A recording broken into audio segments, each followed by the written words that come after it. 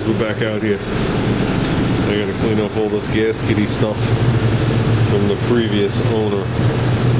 He chose to run individual gaskets. Not a wise move if you're gonna use a PCV system. Especially this little rinky dink thing. Edelbrock calls the system. The oil splashes right up in here and sucks it right out. So you gotta run at least a valley pan. I used to run gaskets like this on the wagon in the beginning. I gave up on them. So, with that said, guys, let's get this guy's garbage off. It's stuff like this that bothers me. Look at that. Do you see it? A big lump?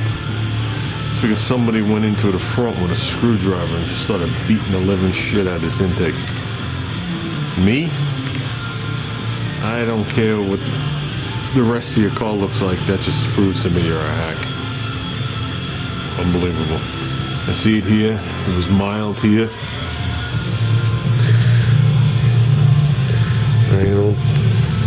Yeah, it's right there. And I can feel it right there too. Mint, huh? So we're gonna have to work that down. It's gonna have no effect on its sealing, and the manifold's not cracked. But that's just a hack. Okay, maybe I am pissed off enough to rant. He did it here. Missed here. Got here. Got here. And got there. This guy was supposed to be a professional too. I can't even tell you guys how many channels I stopped watching on YouTube because of the hackery. I don't care what somebody's skill level is. I don't even care if you're a hack. It's when you got people watching you and dealing with you, believing in what you're saying because you come across as you know what you're talking about. But like anything else, you can only bullshit people that don't know any better. You know what I mean? So I don't know. Like I said, there's a lot of channels I don't watch anymore because there's only so many times you could put something together and have it fail. Now this could fail. This motor could fail. But if it does, it'll be the first one you guys ever see me do that fails. It won't be the 10th one. Okay, guys, that's my rant. Let's get back to this. I'm going to file it, and we'll take care of it from there. I'm good. I ran a straight edge across it. You can see I did it. Did the whole surface. That's all you have to do. Just make sure it's flat. Now we'll get this one. That one's even easier. These, I have the fear of holding it up. So I'm only using a tin gasket and a valley pan. So I gotta go on the other side. I got 2 more to do. And then this one. So, okay, now we can proceed. It's gone. There wasn't one here. There was one here. One here. One here. Basically what happened was this thing was stuck to the engine, so he went in there full force with a screwdriver. That's what he did. Me, I try and cut the silicone. Obviously he had this engine out when he did it, or we wouldn't have been able to get the back one.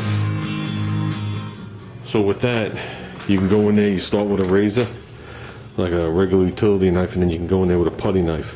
And once you break this stuff free, okay, then you're on your way to getting it off. But obviously he didn't do that. I do clean here, I clean everywhere. If you seal this right with good quality sealer, you can almost lift the motor with this thing with no bolts. I've had them stay on there that good. But like I said, he didn't break the manifold. We actually did good when we bought this manifold. This manifold's $330. We paid $190 or $185 or something for it. So, and it's not painted. So we were happy with it. But like everything else, you learn your lesson. I'll never buy another manifold with gaskets on it. Okay, I don't want to flip it upside down and lay it in the dirt. So I already blew out all the ports. But we're going to do that again. I'm going to clean off the bench and just set it aside so we can get working on this end. Okay, there's the valley pan gasket. I have a little head showing there, a little head showing there. Not really concerned about the back, but I'll touch them up also. That should just be from me moving it all around. I'm going to lay the intake on it, see how much it goes over it. So, but this is the valley pan. Any oil that splashes off the cam or whatever it does will hit this pan and go back down. And any oil that comes back this way will hit here and go off the sides, down this hole and out the back. It also keeps the PCV system from sucking oil up. My engine, this whole center is cut out because of the additional oil line, but I don't have a PCV system. I just run the tin because I can't fit the thick gaskets with the amount of machine work done to the heads.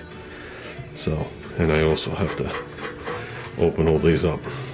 So let's lay that on there, see how we do. Okay guys, I put anaerobic sealer around this, around the intake ports, and the actual water ports, and the front and rear I use RTV, silicone, whatever you want to call it. Okay, let's get working. This I have all the time in the world to do. Once I start doing the other stuff, I only have minutes to do it. Yay. Every time I do one of these manifolds, I feel like I need a drink when I'm done. You just got so much stuff going on. That valley pan has 4 little bosses that fit into the outer 4 holes. And you got to kink it a little bit to get it in there because it comes flat. It seems like no matter how you kink it, it comes in one, pops out the other. Then you finally figure that out. Meanwhile, you're working with sealer that's going to dry. So it looks like we did good. Got a little oozing but a straight line in the front. I could live with that. Same out the back.